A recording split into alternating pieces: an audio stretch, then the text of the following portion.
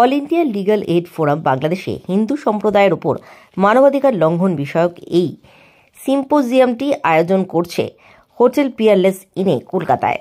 উল্লেখ্য, গত 4 মাস ধরে বাংলাদেশে হিন্দু সম্প্রদায় 2024 সালের অগস্ট মাসে রাজনৈতিক ক্ষমতা পরিবর্তনের পর স্থানীয় গুন্ডাদের দ্বারা যন্ত্রণাদায়ক নির্যাতনের সম্মুখীন হচ্ছে। আমাদের জন্য এটা খুবই আশ্চর্যের বিষয় যে বাংলাদেশে হিন্দু সম্প্রদায়ের ওপর প্রচণ্ড নির্যাতন সত্ত্বেও মোহাম্মদ ইউনূসের নেতৃত্বাধীন বর্তমান অস্থায়ী সরকার কার্যত নীরব এবং পুলিশ প্রশাসন উক্ত গুন্ডাদের বিরুদ্ধে কোনো ব্যবস্থা গ্রহণ করেনি, বরং তারা বাংলাদেশে হিন্দুদের সম্পত্তি ও সবকিছু ধ্বংস করতে উক্ত গুন্ডাদের উস্কানি দিচ্ছে। হিন্দুদের বিরুদ্ধে ঘৃণা ছড়ানো এবং সহিংসতা উস্কে দেওয়ার হাতিয়ার হয়ে উঠেছে। এর ফলে গণহিংসা, মন্দির ধ্বংস, পরিবারের বাস্তুচ্যুতি ঘটেছে এবং সম্প্রদায় নেতাদের অন্যায্য নির্যাতন, বিশেষ করে হিন্দু ধর্মীয় নেতারা নির্বিচারে আটক এবং মিথ্যা অভিযোগের সম্মুখীন হচ্ছেন, যা সম্প্রদায়ের আধ্যাত্মিক এবং নৈতিক নেতৃত্বকে ক্ষুণ্ণ করছে। বাংলাদেশি কর্তৃপক্ষের এই বিষয়গুলি সমাধানে নিষ্ক্রিয়তার সংকটকে আরও বাড়িয়ে তুলছে। এদিন আলোচনার সময় বক্তব্য রাখেন অল ইন্ডিয়া ফোরামের মুখপাত্র ও আইনজীবী জয়দীপ মুখার্জি, বিচারপতি দীপক সাহারায়, বিচারপতি CS colonel Soumitra Roy, brigadier Debashis Das, colonel Prithviranjan Das, career রাষ্ট্রদূত এবং আইনজীবী অশোক দাস অধিকারী সহ অন্যান্যরা। কলকাতা থেকে সন্তু চ্যাটার্জির রিপোর্ট, সংবাদ এই সময়। আমি একটা প্রশ্ন আপনাকে বলি যে চিকেনটা কোথায়? চিকেনটা কি ভারতবর্ষের 7 সিস্টার্স? চিকেনটা কি আমাদের পশ্চিমবাংলা, আসাম, না চিকেনটা বাকি বাংলাদেশ? আমি as a military man think কি চিকেন নেকটা যদি আমাদের ওই শিলিগুড়ি করিডর হয়, চিকেনটা হচ্ছে সম্পূর্ণ বাংলাদেশ।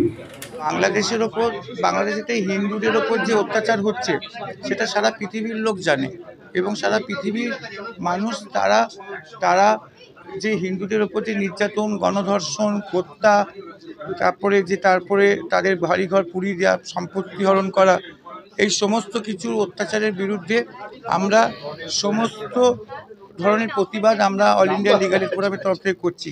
আমরা ইউনিশ সরকারের এগেনস্টে আমরা অলরেডি এটা রাষ্ট্রসংঘে চিঠি পাঠিয়েছি যে অবিলম্বে যেন ইউনিশ সরকারের বিরুদ্ধে ব্যবস্থা গ্রহণ করা হয়, হিন্দুদের প্রোটেকশন দেওয়া হয়। ইউনিশ সরকারের বিরুদ্ধে যদি ব্যবস্থা গ্রহণ না করা হয় তাহলে আন্তর্জাতিক জনমত গড়ে তোলবার জন্য ইউনিশ সরকারের বিরুদ্ধে আমরা যা করার তাই করব এবং হিন্দুদের প্রোটেকশন, একটা হিন্দু গায়েতে যদি হাত পড়ে, অলরেডি অনেক হিন্দুকে খুন করা হয়েছে, আগামী দিনে যদি হিন্দুদের অত্যাচার আরও বাড়ে তাহলে রাষ্ট্রসংঘের হস্তক্ষেপ একান্তভাবে প্রয়োজন। শেখ হাসিনা তো বৈধ সরকার, তো শেখ হাসিনার সরকারই তো বৈধ, কারণ শেখ হাসিনা তো পদত্যাগ করেননি। পদত্যাগ তো তাকে না করতে দিয়ে তার দুষ্কৃতির আক্রমণে তিনি পালিয়ে আসতে বাধ্য হয়েছিলেন।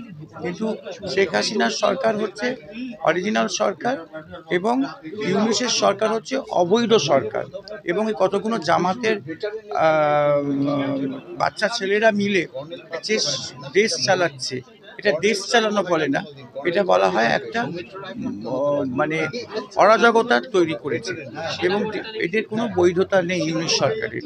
ইউনিশ সরকার আগামী 6 মাসের মধ্যে দেখবেন তার পতন ঘটবে, ইউনিশ উইল বি অ্যারেস্টেড, ইউনিশ গ্রেপ্তার হবে আন্তর্জাতিক আদালতের দ্বারা।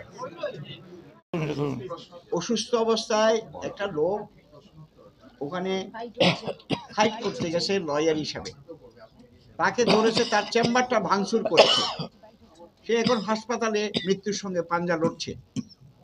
এটা আমরা দেখেছি। আমাদের অনেক জুনিয়র কিন্তু ফাইট করেছে ফর দ্য হিউম্যানিটি। এখন এইভাবে যদি 71 জন লয়ারের বিরুদ্ধে, হিন্দু লয়ারের বিরুদ্ধে মামলা দিয়ে দেয়, মামলা তো একটা হলো সেডিশন আর একটা হলো মার্ডার, দুইটা কেস সঙ্গে সঙ্গে দিবে। এখন ওরা যদি বেরিয়ে আসে তো অ্যারেস্ট করে নিচ্ছে পুলিশ, তোমাদের বিরুদ্ধে মামলা আছে, তোমাদের পুলিশ অ্যারেস্ট করবে, কিন্তু ভয়ে আর কোর্টে যেতে পারছে না ওনারা। আমি গিয়েছিলাম, আমি সুপ্রিম কোর্টে প্র্যাকটিস করি, আমার বাড়িও চট্টগ্রাম, মাস্টারদা সূর্য সেনের বাড়ির কাছে। আমার একটা মনোবল ছিল, কারণ যারা বাধা দিচ্ছে লয়াররা, প্রসিকিউশন লয়াররা, তারা আমার বন্ধু। আমি মনে করেছিলাম ওনারা দয়া হয়ে আমাকে অ্যালাউ করবে at least to fight against the atrocity on the minority community, particularly এই চিন্ময় কৃষ্ণ ব্রহ্মচারীর ব্যাপারটা নিয়ে। তো চিন্ময় কৃষ্ণ ব্রহ্মচারী যে ভেরি পায়াস ম্যান, অত্যন্ত অত্যন্ত সহজ সরল একটা লোক।